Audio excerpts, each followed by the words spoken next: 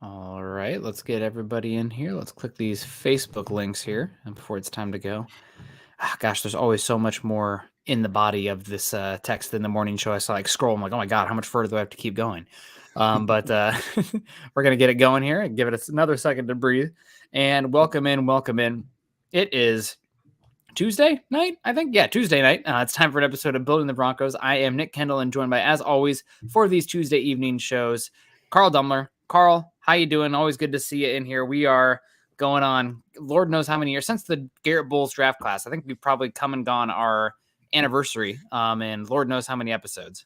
Yeah, I feel like we've been really bad luck. Broncos have been horrible since we took over, but that's all right. One of these days, they gotta get better. But no, I'm good. I mean, we always like to talk about the weather. We're supposed to get like 1 to 12 inches of snow. It's a really weird range. Hey, you might get a little dusting, or you might just be snowed in for the next 2 weeks. Good luck out there. Do you have like rations and stuff? Like, how do you deal with stuff like that in Kansas? Like a bunch of freeze dried food, or are you just kind of like, every man for themselves? We've got a big deep freeze out in the garage, and it's packed to the brim. So, I mean, if we needed to, we could survive probably for the next 2 months without needing any kind of grocery run or anything like that. Yeah. But so I think the bigger issue would be we'd run out of coffee before we'd run out of food. That's when you start fighting each other. No doubt about that.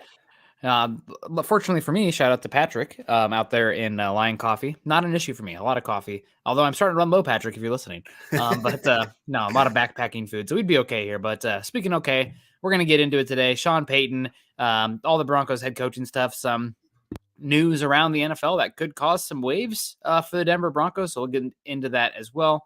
And also Dane Brugler released his first mock, which it's that time of year, or second mock, excuse me.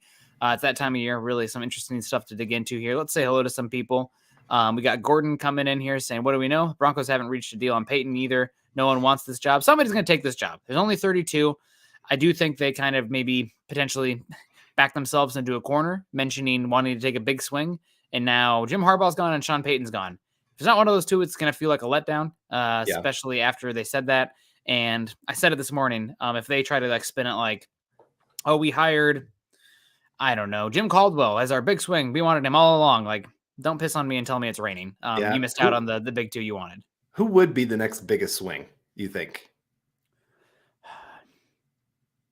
Nobody. The answer is nobody. I mean, I would have said David Shaw 4 or 5 years ago, but Stanford has really fallen off, and that's not all his fault. I don't think you can call Dan Quinn a swing after passing him for Hackett last season. I don't know. I mean, it really feels like it was Harbaugh and Payton, and then nobody else. So I don't know. What were you going to say? Somebody? David Shaw was probably my name, just because NFL teams have been clamoring for that guy for a lot of years, giving him phone calls each year. And I always think he's one of the few that goes on a lot of the draft shows during the draft and gives a lot of insight, which I always think is pretty cool to be able to see that from that college coach's perspective. And so I would probably put him at that next spot. But you're right. He's kind of lost a little bit of his fervor, or whatever you want to say, is spark that the NFL's really wanted with a couple down seasons. But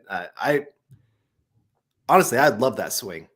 I kind of like Shaw. I think he'd be really good for what this organization needs. But I have a really high doubts that would actually happen. Yeah. We'll see. Adam Schefter listed him as one of the big swings. I know some other people in Denver media listed Quinn as a big swing. I feel like it's pretty obvious after the top two, but you could be a big swing and then fail out or flame out, or you could hit somebody who's like, oh, nobody really else interviewed him and ends up being a slam dunk. So that's the thing about coaching. You won't know until you know. And I think this entire list of coaches has plenty of merits. So obviously the news today, not bearing the lead, Sean Payton, Denver's brass flew out and met with Sean Payton today in Los Angeles, had the big interview for him, but also flew back to Denver and was meeting with Raheem Morris, defensive coordinator, former head coach of the Buccaneers, interim head coach for the Falcons when Dan Quinn was fired. So a lot of connections there. It's a very inbred league, as Scott said this morning. We got Alex Salazar coming in $4.99 saying, question, fellas, could there be a scenario where the Broncos don't interview the rest of the candidates and offer the job to Payton tonight? Well, they would have already met with Payton, and they could have already offered him the job. And there's nothing stopping them from doing that because they've already fulfilled their Rooney Rule requirements by interviewing 2 external minority candidates. So Right.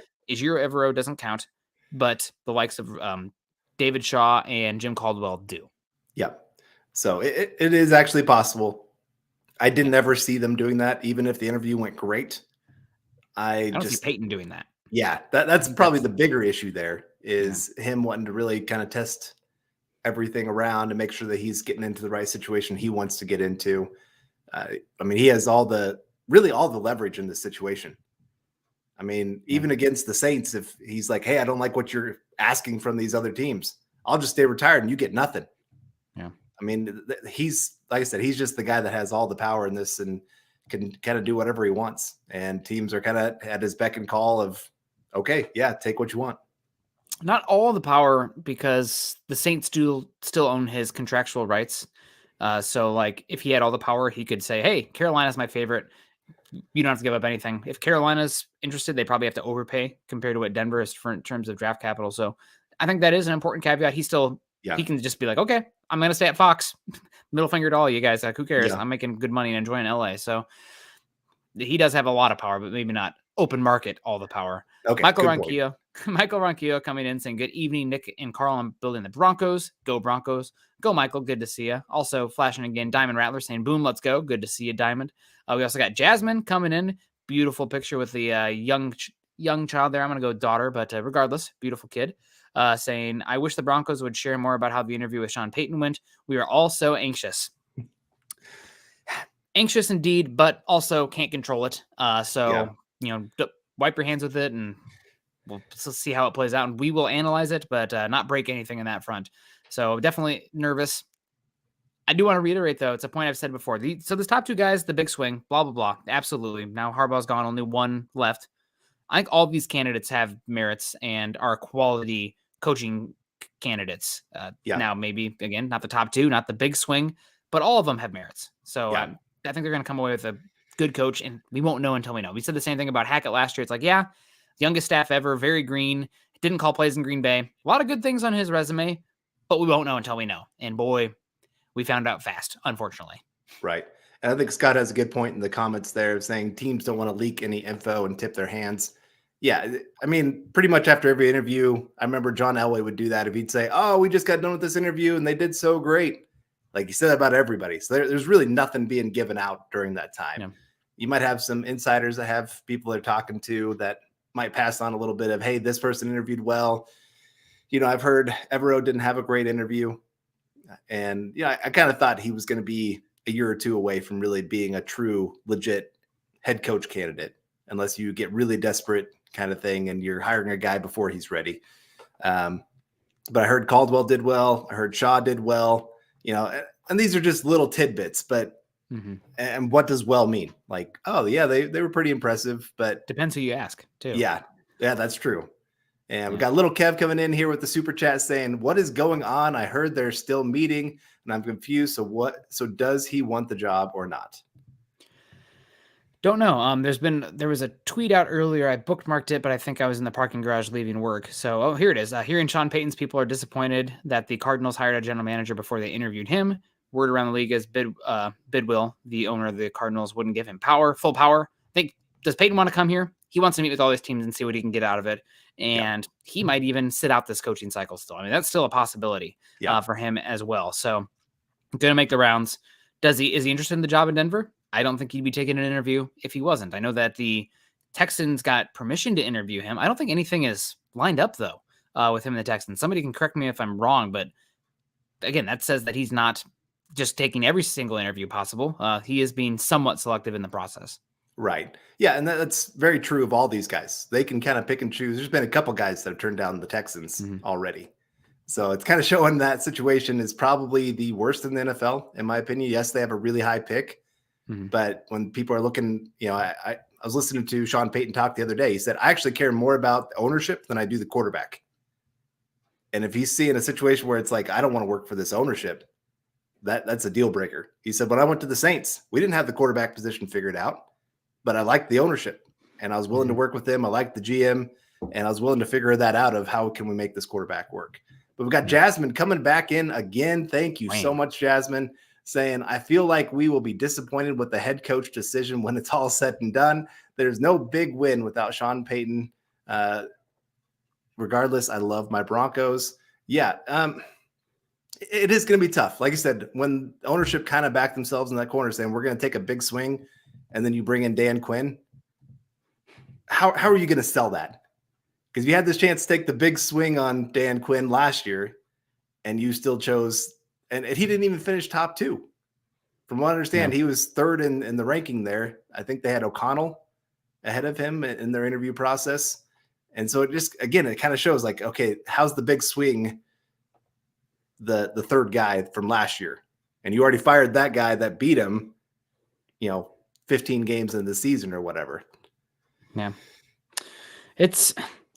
Dallas is playing good defense again this season. I really enjoyed that. I think they had some of the highest rate of 2 high safety shells we've seen this season from them. And I'm also really excited to see the matchup of Dan Quinn's defense versus the 49ers with Kyle Shanahan this week, as well as D'Amico Ryans on the other hand, who I still think is not getting enough play. I know the Broncos don't want a first-time head coach, but I think D'Amico Ryans going to be successful, man. His team plays so smart and tough. I'm really a big fan. Yeah. Clayton Huron saying, evening, guys. And thanks again, Jasmine, for coming back in there. 2 supers. That's unbelievably generous. We really appreciate that. I messed up on the ATP at this point. Sorry. I didn't recognize the acronym there. My bad. You don't know the slang. I do not. I'm behind my times. I've been behind the times since I was born. Clayton Huron coming in. Evening, guys. Smash that like button and share. Man, I can't wait until we get our coach and have our draft and our offseason. We're going to be great this year with all our talent and our players coming back. Can't wait. Broncos, let's ride. I'm skeptical to say it's going to be better than last season because I said that the year before and we were worse. But odds are very high that 2023 will be better for Denver than 2022. So it can't get much worse. And guess what? If it's worse next year, you're probably picking a pretty damn incredible quarterback prospect. So have that to look forward to as well if things fall out the rail. But definitely, I feel you, Clayton. Thank you for coming in and supporting the show. Yeah, and that's one of those, again, where like I want Sean Payton, but I don't want Sean Payton at the cost of the 2024 draft pick. Yeah. Because I don't know what Russell Wilson's going to be next year. Like we saw at least a little bit closer to what he's been those last few games of the year. I mean, there's still a lot of up and downs within that process for sure. But at least he started looking a little bit more competent on the field, and the offense was starting to move the ball a little bit and actually put up some points. I think they went like 10 for 10 in the red zone there at one point, or 8 for 8, or I can't remember exactly how it was. But yeah, so you started seeing at least some promises of some things. So you hope that there's better things ahead, but you still don't want to sacrifice the future. Kind of like this year, you're giving up a top 5 pick for the Russell Wilson trade. And now you're kind of looking at that going, oh man, that stinks. We could have done that with Drew Lock or Teddy Bridgewater or whoever. And so it's tough that way. But we got Michael coming in saying teams going after Ben Johnson has to look somewhere else because he is staying at the Detroit Lions. Yeah, he was a pretty big name. I know, like you said earlier, very attached to the Carolina job. A lot of people kind of thought that he was going to be heading that direction and decided, nope, I'm going to stay here in Detroit. And again, sometimes guys make that decision where they're just like, I just don't like how that's all going to play out. I don't like maybe they're sitting there saying, okay, you can be head coach, but we're going to pick your staff for you. A lot of guys don't want that, especially those first-time head coaches where they kind of get strung along with things that they don't want to be attached to them. And I know like guys like Vic Fangio is a great example. Like he's a no-nonsense guy. And I think a lot of times that rubbed people the wrong way when he did interview for head coach jobs because they're just like, okay, he's pretty much saying, I want to do it my way. And some guys are like, no, we want input into how this is all going to go. And Vic Fangio is not one of those kind of guys. No, he's not. And Vic also interviewed for the DC spot at Carolina, if I'm not mistaken. And now that Ben Johnson being attached to that, maybe Carolina becomes a new possible landing spot for Sean Payton. Have heard that Vic Fangio has been looking at real estate in both Phoenix area and Charlotte as well. So keep an eye on those two teams as well as Denver. I think he still owns his house in Denver. Gary Palmer, 1999, saying, hey, Nick, Carl, and Scott in Broncos country. MHH for life. Go Broncos. 1999. Thank you so much, Gary. We appreciate you. Alessandro Rhymes coming in saying, I'm leaning towards Payton as our next head coach. We can't allow these other bums to have an interview with him. Sign him up pronto. Again, I think Sean Payton is dictating the terms of this interview process. unless the Broncos offer him, $30 million a year. And he's like, okay, I don't even care. In which case, do you want him? If that's the case, I mean, anybody who's just purely motivated by that money, I don't know if they're, especially with the demands of the head coaching position, I don't know if that'd be the best case scenario, but definitely something to think about. And my goodness, Jasmine coming back in here, $49.99, just tricked. The faucet's open now. Thanks so much. Jasmine says we deserve a good season and happiness. We should give up our first round pick for Sean. Should we give up our first round pick for Sean Payton? I say yes. Something's got to give with this team. It's definitely it was the reason I was more Harbaugh than Sean Payton when we were originally doing this head coaching rankings tiers or whatever. But now that it's Sean Payton and I think a chasm between the other candidates there, also going over the mock drafts and the talent that I'm seeing mock to Denver in those spots, not looking like difference making. I mean, still get a good player there, but not like difference makers there, especially with the 49ers keep on winning. I'd be okay with it. Heck, I'd be even okay if it was like the 49ers pick first round and the Colts pick or Denver's pick in the third round. They should be like back to back almost right in that third round. So I wouldn't even be against that. It definitely is painful to do, but I think I'd rather have the stability with Sean Payton than not, given where we're picking. Right. Yeah, to me, one of the easiest ways to make this team viable again is to have a great coaching staff. It's not only that you're hiring Sean Payton, but you're also getting the guys that he's going to bring in with him as well. Mm-hmm. And I think he can bring in a pretty darn good staff. And like I said, that first round pick, like they can be a good player. They can make at least a little bit of an impact. They can help out, but it's not going to be anything close to what a coach can do. I think of like Andy Reid when he went to the Chiefs. I hate saying that, but I mean, he was he changed that entire culture. Like even before he had Mahomes, like he was doing it with Alex Smith and actually making them a playoff team each year. And so, yeah, I would be willing to trade up to that first round pick. I hate doing that because I love the draft, but it's still just a draft pick. And I keep thinking of all the late round picks in the first round that the Broncos have had. We're talking like Sylvester Williams, Bradley Roby, Paxton Lynch. Bradley Roby was okay. I mean, he was good, not great. I think slightly above average for players that are picked in that range, but I digress. Yeah. Okay. Yep. Paxton Lynch. Yep. Obviously not a great pick. No. So these are Shane Ray. Kind of players that you're looking at that you're going, Shane Ray's another one that a lot of times there's a reason that they're not a top 10 pick. There's red flags with them. There's things that you look at and you go, man, I don't know if they're going to work out or not. And I mean, you could say that about anybody and even the top 10 guys, but usually you're starting to see a few more higher qualities in those guys. So again, even Bradley Roby, I'd still take Sean Payton over Bradley Roby. Yeah. So yeah, just kind of giving you an idea of kind of the talent to expect at that point. 100%. Son of Jesus coming in, talking a lot of Cowboys here today. Sorry, Ernie, I see you're in the chat, but they're connected to the Broncos. What about the offensive coordinator from the Cowboys? Kellen Moore. I don't even know if he interviewed for the Broncos job last year. I don't recall. He was a pretty hot name early on last season that kind of fell off. I think he's been listed on another team this season, but I don't think he's going to get hired this cycle. So we'll see. Keep an eye on him for the future. He'll still be the offensive coordinator in Dallas would be my assumption next season. But he's definitely an interesting name, former quarterback at Boise State for a number of years, still pretty young there in Dallas.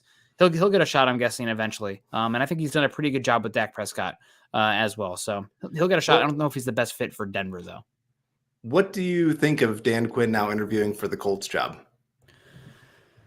What do you think that symbolizes towards the Broncos and their interest in him? Man, there's so many ways to read that. There had been some talk that the Broncos job or the Dallas DC spot were the only spots that Dan Quinn was interested in. Okay, well, obviously, probably not true now that he's interviewing for the Colts position.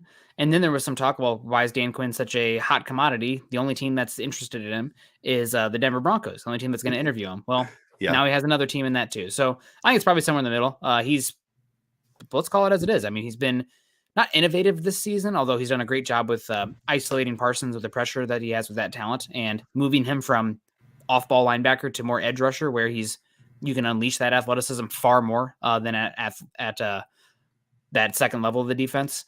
And also he's done a better job of changing his scheme this season from that cover 3, we're declaring who our safety is before the snap, to more of a cover 2 scheme, some cover 4 and cover 6 as well, but mainly a cover 2. And that's been good to see as well, because one of my big concerns with him coming out of that Seattle tree was that he was a cover 3 merchant in the Gus Bradley mold, who still living in cover 3 no matter what, declaring who the strong safety is pre-snap. But I think he's done a better job there in Dallas. Yeah, no, I agree. I do worry a little bit of some of the disciplinary things. I mean, you see a lot of penalties. Last year, the Cowboys finished dead last in penalty yards per game. They were better this year, so I will give them credit for that. But I think that's something makes me a little bit nervous, just because the Broncos are coming off a year where they were very undisciplined, obviously finishing last in penalty yards and stuff. But we got Deanna Hendry coming in with a $20 super. Thank you so much, saying, for the right coach, I agree with Scott. Trade our first-round pick, but only if it secures Payton. If not him, just move on to Quinn. Hashtag MHH for life. Yeah, I mean, like I said, I can adjust. Let's say it is Dan Quinn that ends up getting hired, or really any of these guys. I really do like most of the names the Broncos have on their list this year. Evero's probably the one that I'm kind of like, he's not ready. I don't think he is. I like him. I really do. And I hope he can stay in Denver in some kind of fashion. So like I said, I can get behind him. There's a lot of nice qualities that you see in each of these guys. And, the first timers make me a little nervous because you just never know. Like, they can be a great coordinator. Doesn't mean they're going to be a great head coach. It's very different in what you're being asked to do in the coaching tree. But yeah, like I said, Dan Quinn, I think he is a very well-liked guy within the league. A lot of players really respect him, really want to work for him, all those kind of things. I think he's a very smart guy. So I think you could do a lot worse than to bring in a Dan Quinn, for sure. I mean, you're coming off of Nathaniel Hackett, maybe one of the worst coaches the Broncos have had in their history. I still would put McDaniels at the top, just because so many things went wrong with that. Plus you have the cheating allegations that showed up with it. So you got not only a bad team, but you have this black mark on you from the league. That kind of thing takes him over the edge. But so yeah, like I said, I can get on board with a lot of these guys. Yeah, 100%. Another one of our Mile High Huddle ladies coming in here. Deanna Hendry, $20, saying, for the right coach, I agree with Scott. Trade our first-round pick, but only if it secures Sean Payton. If not, just move on to Quinn. I would throw in Ajiro Evero and David Shaw with Quinn as well, maybe even Jim Caldwell, but that's just me. I'm fine with trading pick 28, and Scott and I had a debate this morning, and Scott, I thought about it some. I still stand by my guns on this one. He said that he would give up Patrick Surtain I might be putting words in Scott's mouth here, so he can jump in and correct me if I'm wrong, but trade Patrick Surtain for Sean Payton in a hindsight kind of thing. Like, he'd rather have had Sean Payton over the last 2 years than Patrick Surtain. And Scott put it up. Would the team win more games with Payton or Surtain? I think the team would have won more games with Payton than Surtain. However, the caveat for me is still how you obtain value in the NFL. And I think that this isn't the question, Nick. You'd have won more games with Sean Payton. I agree with you on that one. That being said, it's an open market for the coaches versus the draft and the Broncos have a big advantage in the open market with the money versus the slots of the draft. So I probably would still rather have Surtain where we're at right now and made that selection. But you'd have won more games with Sean Payton the last 2 years if you had him versus Patrick Surtain. And that's a first ever double team, first team all pro. So both the NFLPA and the, what was the other one? AP. So they never had an NFLPA before. So it's kind of a little cheating on that one a bit, but it's true. So I agree, Scott. I think it's just an interesting conversation. Yep. Who cares about winning when we have draft picks? That's right. Can we have both, please? I want it all. So moving forward here. So we haven't talked a bit. How are you feeling about having both? How do you feel about Jim Harbaugh? Obviously the news broke this week that he is going back to Michigan. Obviously not a contract announced yet. Thought it was pretty interesting to hear Mike Kliss talk about how much the Broncos did want him. And he kind of, I wouldn't say led them on. Maybe I would. But not coming to Denver, said that Denver was very much interested, but alas, they're going to have to look elsewhere. Yeah. I mean, this is Jim Harbaugh. He's always thinking.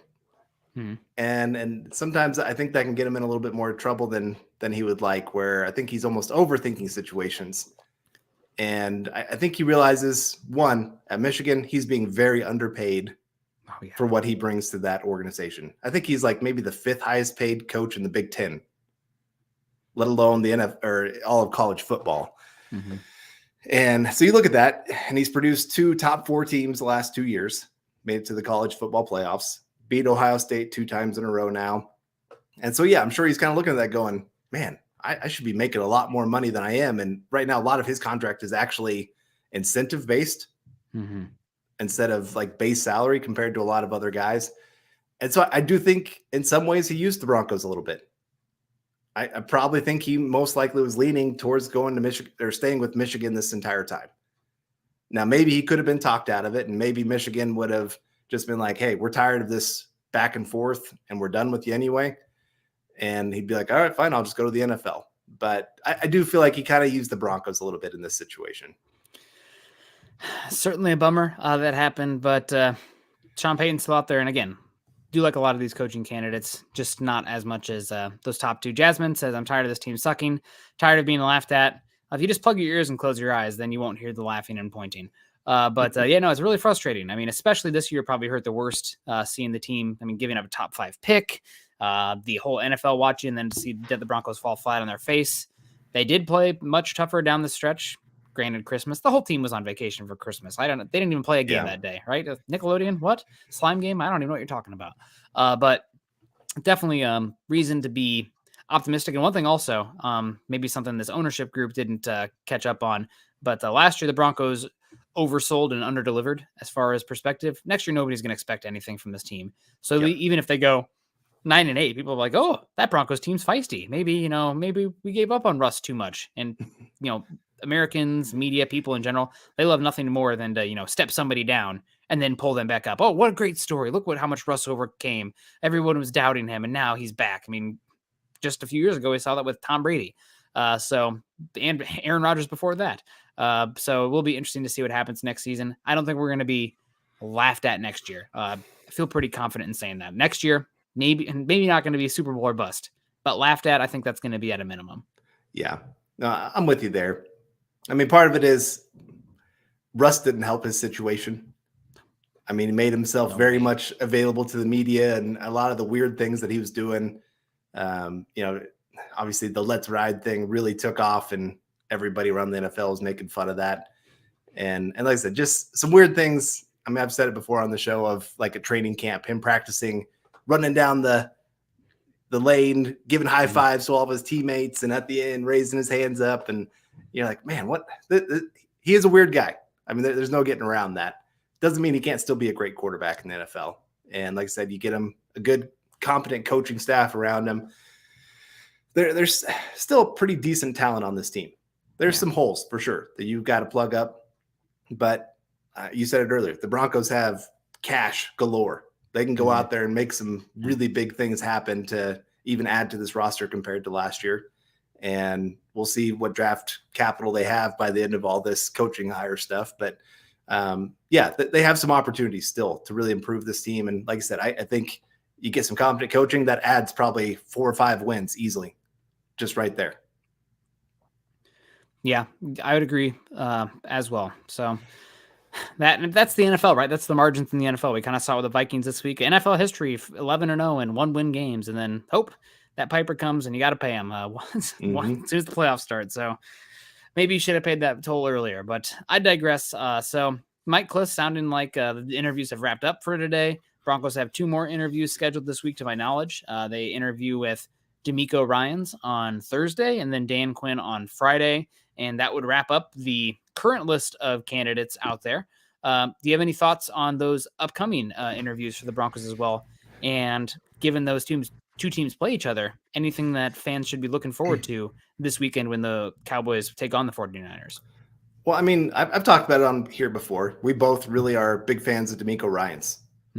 I love how he's really just brought that defense along, really taken them to a whole nother level this year. And you just see a 49ers team that just is playing such incredible complementary football. Great defense, strong run game. Your quarterback doesn't even have to be great, and you can still go win a lot of games. unheard of in today's NFL, right? Yeah. It's every other team. We scream quarterback on here, and the asterisk on it is unless you're playing for the 49ers under Kyle Shanahan. Yeah, pretty much. Somehow, yeah, his creativity with the run game, unmatched in the NFL. It's pretty much Mike Shanahan in the 90s, where he just, with that zone blocking, that outside zone look, and, teams just were not ready for it. Everybody else is playing all this power football. Let's go Cowboys, get that big offensive line. Here comes the Broncos with their little tiny guys, and they're going, all right, we're just going to outrun you to the spot. And then our running back's going to all of a sudden cut across to everybody and boom, gone for another 10, 15 yards. But yeah, I love DeMeco Ryans and Dan Quinn. I talked about him a little bit earlier. I wouldn't mind the hire. It's obviously not my top choice, but I get it. Both of them obviously showing great things on defense. Do you think it helps or hurts the guys to win their team to win this weekend? Probably hurts a little bit. I mean, it doesn't hurt either of them. It hurts the Broncos. If the guy they want wins, that's you're having less time to get your staff together and get a roll on the offseason. And I mean, the Senior Bowl is right around the corner. You want to have your coaching staff together by then. So it'll be tough, no doubt. And maybe the Broncos will not be impressed with either of them. Maybe it makes a difference in terms of their own preparation for that. I mean, it sounded like last season Dan Quinn didn't impress as much as they had expected in the interview process. Very much hearsay. Don't take that to the bank, but I heard that from a few people. So who knows? But I think it's going to be very interesting. I think if anything, the team that wins probably hurts that defensive coordinator's candidacy and start to their career in Denver, because they're just going to be behind the ball. Joey Grubb's coming in with a question for us. Thank you so much, Joey, for joining us today. If you guys are on Facebook, like Joey, make sure you're clicking the thumbs up while you're on your way in here. Leave a comment, subscribe to the channel, join the shows. We appreciate you guys, just like we appreciate Joey saying, who do you guys think gets the Broncos job? Not who do you want, but who do you think gets the job? My gut right now, and I think maybe it's because I've gone to after Jim Harbaugh, after I first saw that Michigan president's tweet about Harbaugh and working it together, I'm like, oh, well, I got a bad feeling about this one now because that's who I'd wanted. I'm at the acceptance phase of this, and I think it's going to be Dan Quinn. I think it'll be Dan Quinn. I'm hoping for Payton. I also would be pretty excited about Shaw and DeMeco Ryans. I think it's going to be Quinn, though. And my tinfoil hat on this is Dan Quinn is very much the George Payton candidate. He was apparently last season. They're friends. They're buddies. Yeah. If it goes to bleep this year, ownership is going to have no issue piling it on George Payton. Being like, oh, we got the guy you wanted. You made the trade for the quarterback. This has gone to hell. This isn't good enough. We're going to wipe you all out because this was your pick, your guy, your coach. See ya. We're going to do it. We're going to go a new direction. Yeah. I'll say Jim Caldwell. I'm going to give the dark horse here. Like I said, I heard he did it really well in his interview. I think he's one of those guys that's, again, still well respected around the league, even though he's been out for a couple years here. I think the Broncos brass will be really impressed just with the veteran presence he can bring into that situation. But we got Larry No Filter coming in here with a super chat saying, Plan B, head coach Dan Quinn, offense coordinator Frank Reich, defense coordinator Evero, special teams Jerry Rosberg. I'd be okay with that staff. My big question here is, and this is the other thing we talk about, not Evero, but Dan Quinn versus DeMeco Ryans. I like DeMeco Ryans slightly more for his ascendancy. Hasn't done it before, hasn't failed, hasn't put together poor defenses when he was a head coach like Dan Quinn did. Not all his fault, but still owns it. His name's on that defense. But for me, Dan Quinn, I think he'd probably put together a better staff, a more veteran staff, which really matters. And I think he has better connections. Does Dan Quinn have any connection to Frank Reich? I don't think so. Does he have any connection to Ejiro Evero? I don't know. I mean, maybe you keep Evero still because he's already here. But as far as the connection there, I don't know. A connection to Jerry Rosberg? I don't know. I mean, you saw it this year. Broncos bring in Ejiro Evero. They didn't just pick that name from thin air. He was literally best man. I think they were best man in each other's weddings with Nathaniel Hackett. So it matters who you coached with and who you know. Those are the kind of guys coming over. So yes, Larry, I think this would be a fine coaching staff to have over here. I don't think it's feasible at all because they're going to bring people that they know. Right. It's kind of like I remember. Okay, so Dan Quinn, when Kyle Shanahan left. And I think this is where he maybe made one of his biggest mistakes as a head coach in Mike LaFleur was on the staff already. Probably should have promoted from within because, you see with both LaFleurs were there. I'm trying to remember. There's a couple other guys on that staff that were just top notch.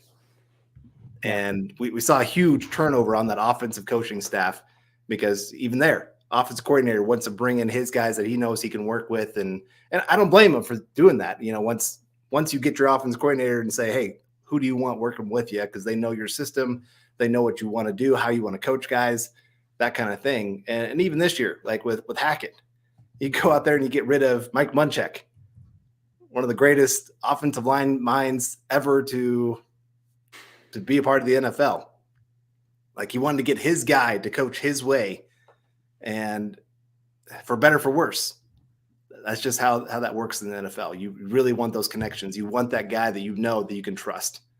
It's why a lot of guys, if a team says, hey, we're going to help you pick out your coaching staff, a lot of guys don't want to go take that job. And there's a lot of owners out there that's the way they want to be. They want to be those micromanagers and have their say on who and what can happen.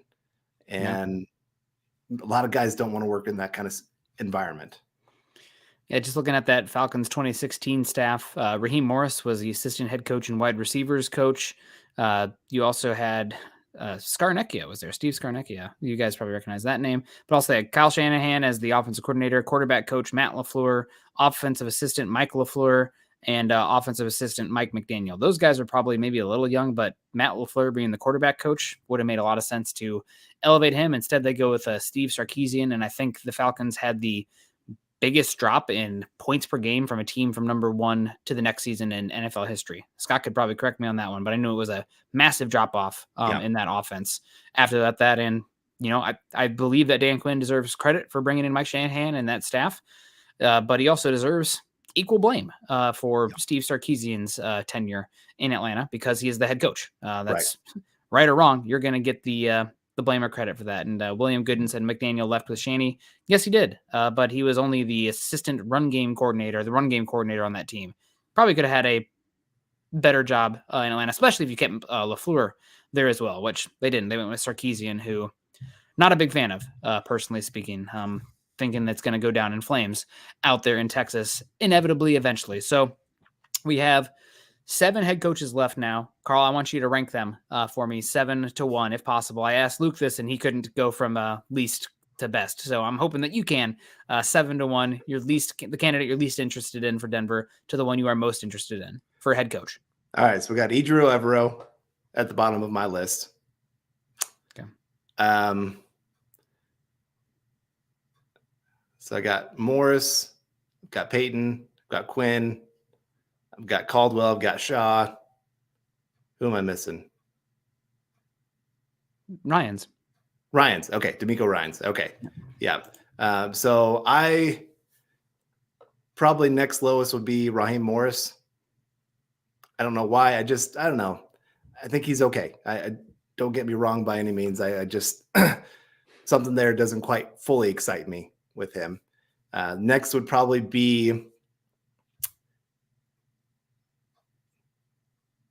I guess I'll go Caldwell next. Just like I said, he has been out of the league for a couple of years and he's older. So it's not only how long is he going to stay?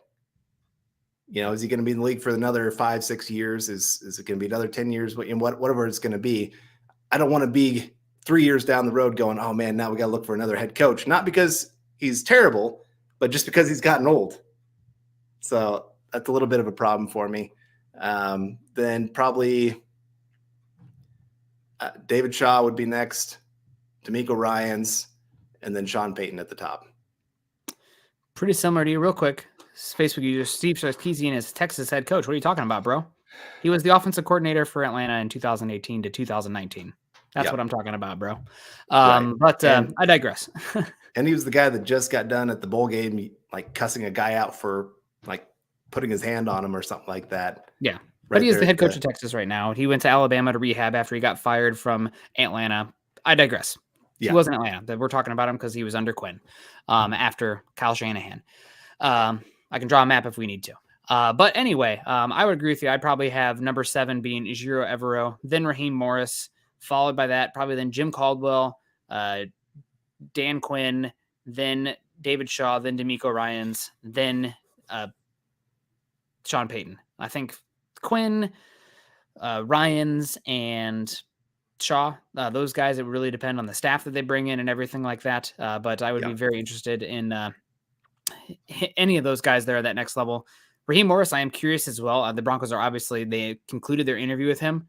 I wonder if they had some interest in Raheem Morris being a potential defensive coordinator candidate for this team if they lost Ejiro Evero, especially considering he had so much connection to Dan Quinn. Also had connection to somebody else, Dan Quinn for sure. And that was when Sean McVay might have been out of a job. Now that Sean McVay is coming back to the Rams, they're probably keeping a lot of that staff. Maybe that one becomes a little less possible in that, because you see it all the time. I mean, the Broncos, Mike Munchak was one of the final 3 coaching candidates in that Vance Joseph cycle, and they were interviewing him for head coach, but they're also interviewing him for offensive coordinator / offensive line coach. Ends up coming to Denver with an offensive line position. Probably should have kept him. I digress. But sometimes you're interviewing these guys, not just for the head coaching spot, but other positions as well, and just kind of hearing how they'd work on everything. Yeah, you're right. I mean, that's the only way you can guarantee you can get an interview, or I guess that the team can't interfere with it. I should say that. If you're saying, hey, I know like with Vance Joseph at one point, they were thinking, hey, we wanted him for that defensive coordinator spot, but they had to interview him for head coach more to get that, or no, that first time around, they asked if they could interview him for defensive coordinator, and Cincinnati said, no, you have no permission to do that. So if they'd actually asked if he could be head coach for an interview, they could have brought him in no matter what. So it's, like I said, there's just some weird rules with the NFL. I kind of wish there wasn't that ability to turn down some things, because at that point, I think he was only the secondary coach for the Bengals, and defense coordinator would have been a promotion, but the NFL doesn't view that as a promotion somehow. Yeah. Confusing. They keep changing the rules, and 49ers, because of the hiring of the Tennessee Titans hiring the 49ers former director of pro personnel, I believe it was, not college personnel. They're going to get a compensatory pick back for the 49ers in 2024. We'll see what it breaks out as. Jasmine coming back in 1999 saying, whoever's the new head coach, we need to keep them for at least 4 to 5 years. We need stability in this organization. 4 head coaches since Kubiak and 10 starting quarterbacks since Payton is insane. That was one of the big things that I was told about moving on from Nathaniel Hackett. They really didn't want to have to do that. A, they weren't sure they were going to be able to lure a big fish to this job, and they did want a big fish. B, the other thing was, let's say you move on from Hackett. Well, then it could be potentially, then they did move on from Hackett. But let's say Quinn comes in here and he bombs, or whoever you hire bombs. Are you going to stick with him? Because you don't want to be the team that had 4 head coaches in 4 different years. I mean, that's a really bad look. That's what we're talking about with the Texans right now. And everybody's just like, oh my God, what a joke of an organization. We're 1 bad year away from that kind of conversation here in Denver. So it's a really critical, tough hire. And this team could be horrible next year, and they still might keep the head coach there just because of the optics and what it means for stability and team building next season as well. So maybe that's another reason as well. They're going for somebody who has done it before, stable and safe, because pretty darn good bet they're not going to flame out like we saw with Hackett this season, even if the ceiling is not super high. Well, and the Hackett situation, I don't think it was so much that the team lost. It was more what happened on the sideline and just how embarrassing that was to the organization, that the players, they not only got into a fight, but here comes Hackett trying to break them up, and the players didn't even stop. Like, it took other players stepping in to have to try to break it up. And when you look at that and go, okay, our head coach is not respected. Our head coach has no control in this situation. That's a problem. And so it just really came down to that optics of how this looks, not only to the rest of the NFL, but to fans, to everybody. And so, they just had to make that kind of decision. But you're right, Jasmine. The Broncos need some stability. It has been a long time since we've had that. I mean, it's pretty much Peyton Manning, Gary Kubiak. That was the last time we had any kind of stability in this organization. And even there's kind of a lot of chaotic going on because, obviously Peyton retired right after that year with Kubiak, and the two of them weren't exactly getting along the greatest. Kubiak wanted his offense to be run, and Peyton Manning can't run that offense, unfortunately. And I mean, he could, but it's more, hey, I'm Peyton Manning. let me run what I want to run. And as a head coach, you should be able to say, yeah, you go do what you want to do. I'll be back here, cheering you on kind of thing. But so yeah, it's going to be huge. That's why they want to take that big swing. And you really do hope that it can be Payton, because you do plan on, hey, this guy's going to be here for a long time.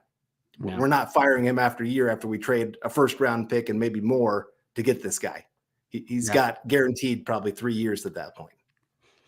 100%. We got Gorgo coming in saying 5 head coaches and 14 guys have lined up under center since Payton retired. It's dizzying to think about. Yeah, it's not even been a decade. And that's how many guys we're talking about in 7 years of just continuously a little bit worse. A lot of hope last offseason. I was right there with you guys. Hopeful that things turned around here after building out that good draft class, trading for what looked like at the time a future Hall of Famer.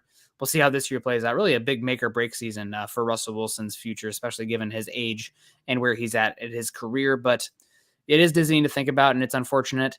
And too bad, too, because unfortunately the AFC is just loaded with young, incredible quarterbacks. I mean, Justin Herbert lost, but he's still, one of the top 5-6 quarterbacks in the NFL going forward. Joe Burrow, Trevor Lawrence, Patrick Mahomes, Josh Allen. I mean, AFC is going to be hellscape for a long time to try to get to the playoffs, and hopefully getting a good head coach in here that can stabilize things can really put a chip at that. Because, I mean, how far away from the Broncos from the Ravens team that took the field this week, the Dolphins team that took the field this week? I don't think they're that far away from those squads, especially they were playing second and third string quarterbacks. But you could talk yourself into being one of the 5th or 7th seeds from this last cycle. Well, you think about it. I mean, Broncos beat some playoff teams this year. I mean, they beat the Chargers. Yeah. Now, you could say if they don't take out a couple of those players at different points, maybe the Broncos don't win that game. But the Broncos were still right there, even when they had all their starters in.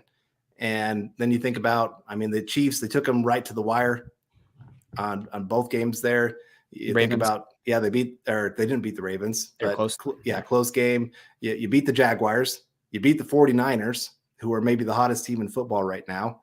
Now, given that was earlier in the season and it was kind of a little bit chaotic mess for both teams, but still, you beat them. You can't take that away from the Broncos. And so, like I said, Broncos have been right there. They've had a lot of close games that like I said, if you get a good coach, maybe that makes that 7-point difference.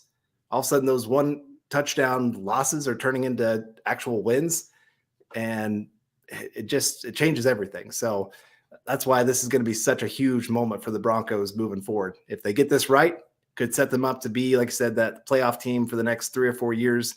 Maybe not the number 1 seed, because there are too many great quarterbacks in the AFC right now, but still that playoff team that you just never know once they get to the dance, what can happen.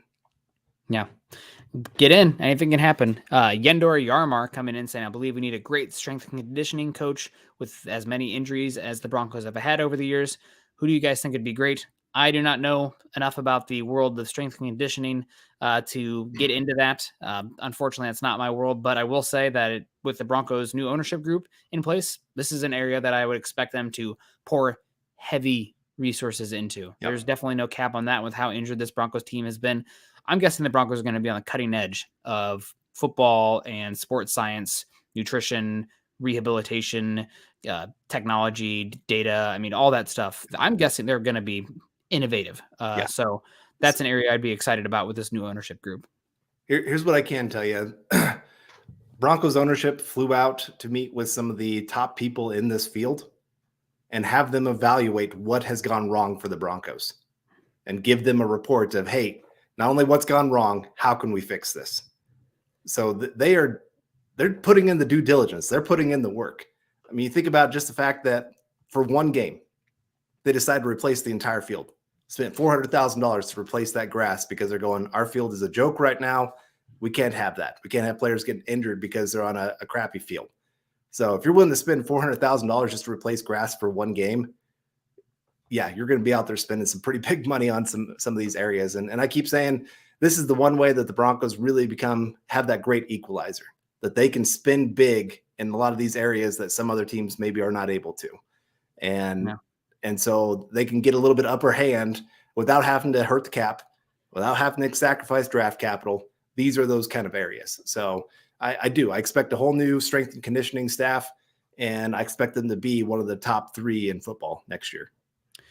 Again, no salary cap there, no limitations. That's an area the Broncos have had bad outcomes. I don't want to say luck. I don't want to say they've been bad there, but bad outcomes. And that's an area that they can try to close the gap. And, even let's say they're 5% better year after year than the average team going forward. That's a huge advantage. I mean, that could make or break an entire season, make somebody's career, change everything. So got to definitely spend there to get a little bit better. We got Jay coming in. Yo, how you doing, Jay? We always appreciate you coming in.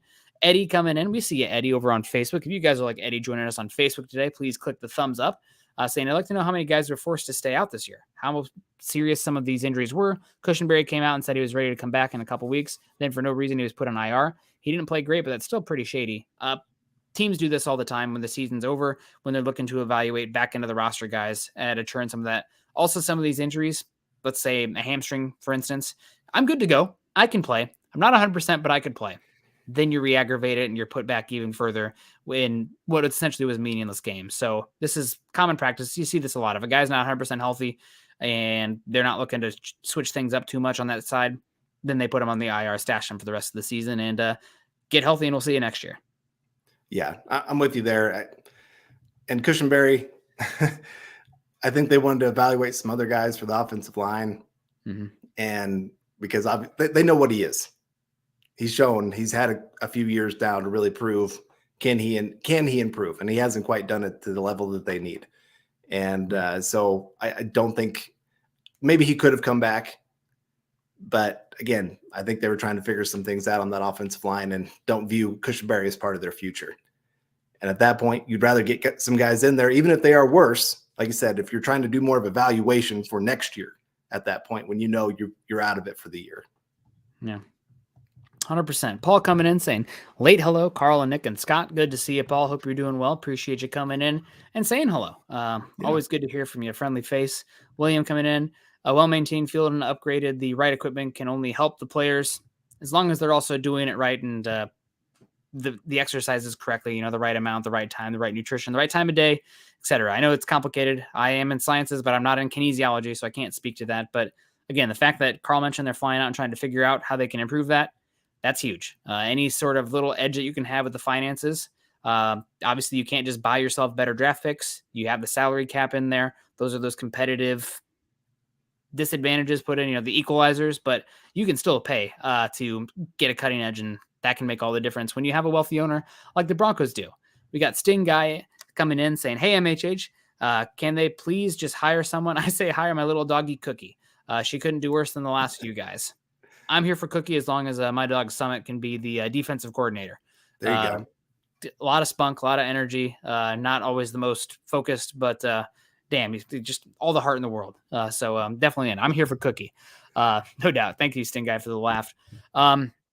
I guess, Carl, before we get on out of here, did want to talk a little bit about Dane Brugler's mock draft here recently. He released his mock draft 2.0, and I wanted to contrast it to that of Jordan Reed, because there's a player in here that I know a lot of Broncos fans have been asking for, clamoring for, talking about, that didn't even make Dane Brugler's first 2 rounds of his pick that Jordan Reed picked to go to the Broncos at, I think he mocked him at 26 when his mock came out.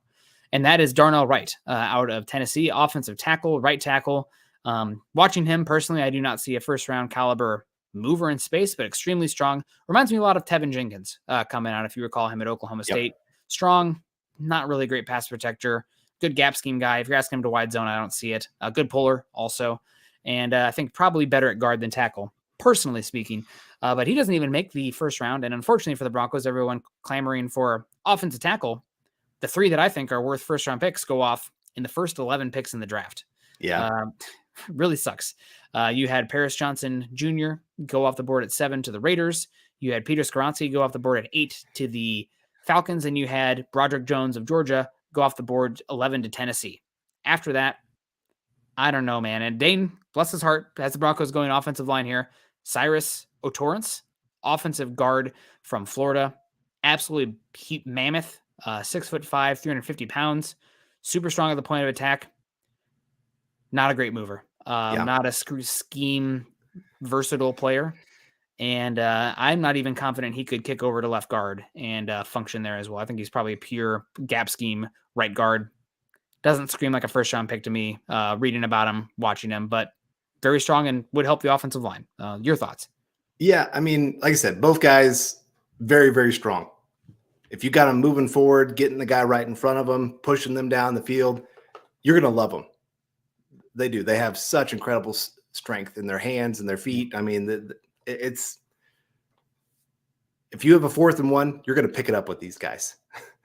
They really are going to move mountains for you. But like I said, when we have to look at the scheme, what's a coach going to be bringing in? If they're going to stick with this zone, you have to question outside whether outside zone, I should say.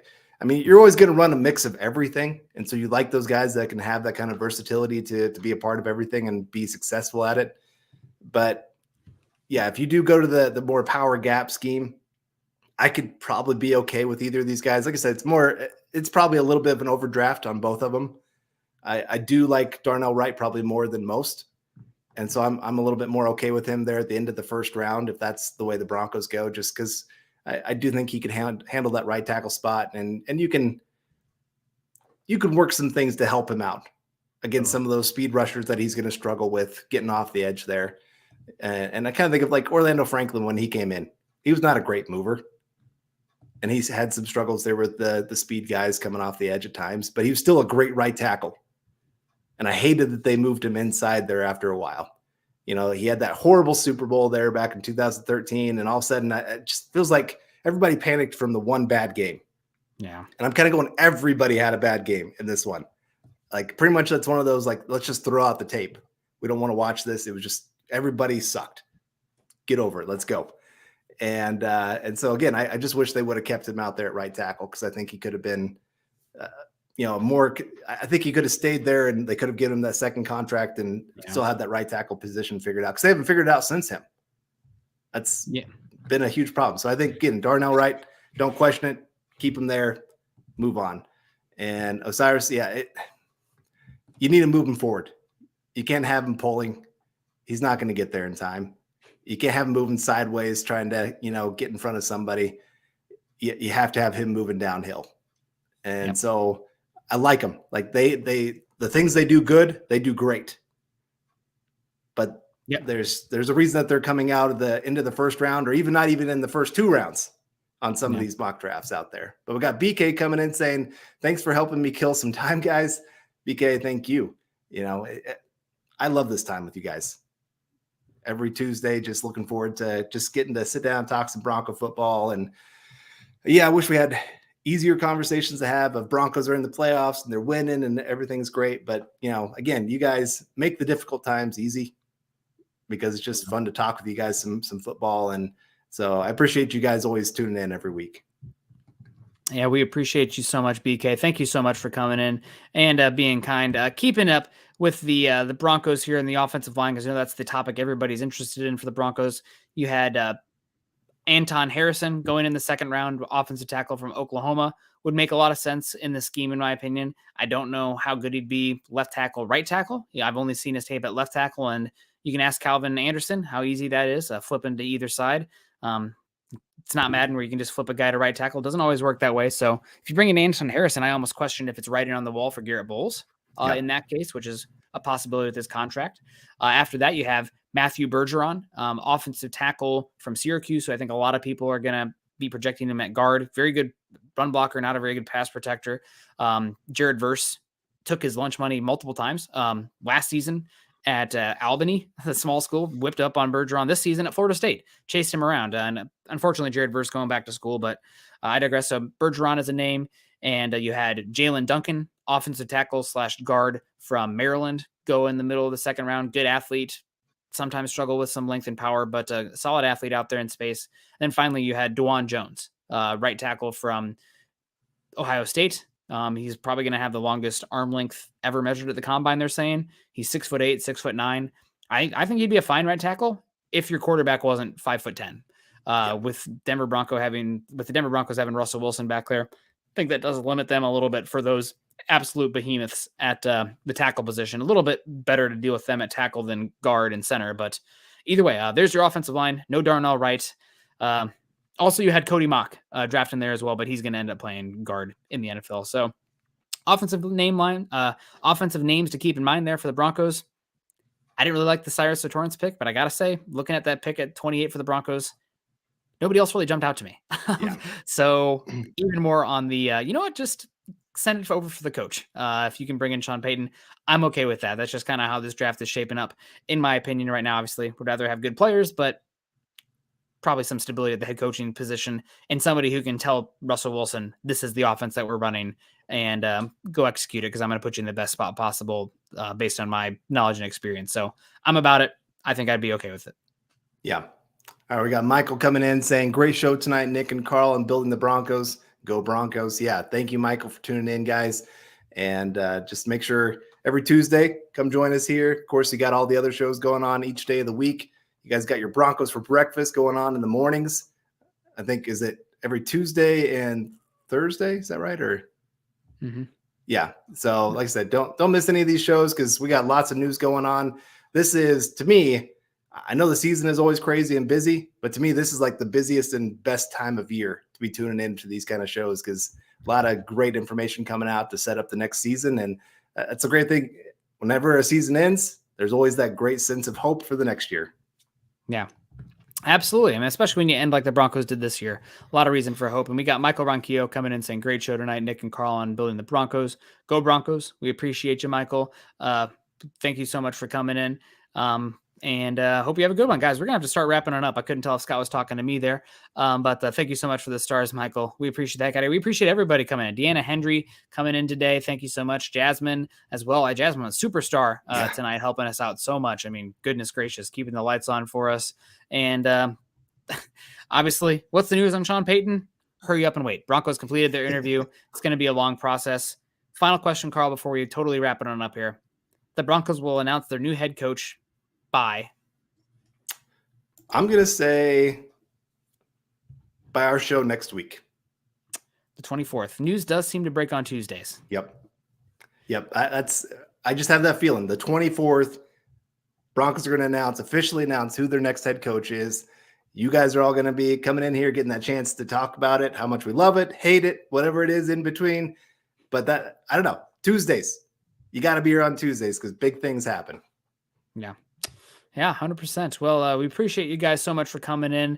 You guys have a great rest of your time. Make sure you're following Carl and I on Twitter. Carl is at Carl Dumler MHH. I'm at Nick Kendell MHH. Also, make sure you're following us at BFB_pod, as well as at Mile High Huddle. If you haven't done so yet, make sure you're joining us at Facebook.com/Mile High Huddle and Facebook.com/Mile High Huddle pod. And of course, subscribe, like, and share, as it says underneath. Any plans for the rest of the night, Carl? What's going on? How are you doing? Stocking up for this big winter storm coming? Well, I got to go get my run in before it all hits. All right. So I got a few miles ahead of me here, but otherwise head to bed. Hopefully see whether the kids have school or not tomorrow, because otherwise kids are coming to work with dad tomorrow. That'll be a lot of fun. God bless the iPad, huh? Yeah. Or the tablet or whatever the heck they got. But yeah, it'll be a great time. Thanks for everybody joining us today. We'll find out. We'll be here again later. Scott and I will be on tomorrow morning. I'll be on tomorrow night with Luke. You guys have a great rest of your Tuesday evening, and hopefully everybody had a good Martin Luther King Day as well. Appreciate y'all. Continue to choose kindness and compassion. Go Broncos.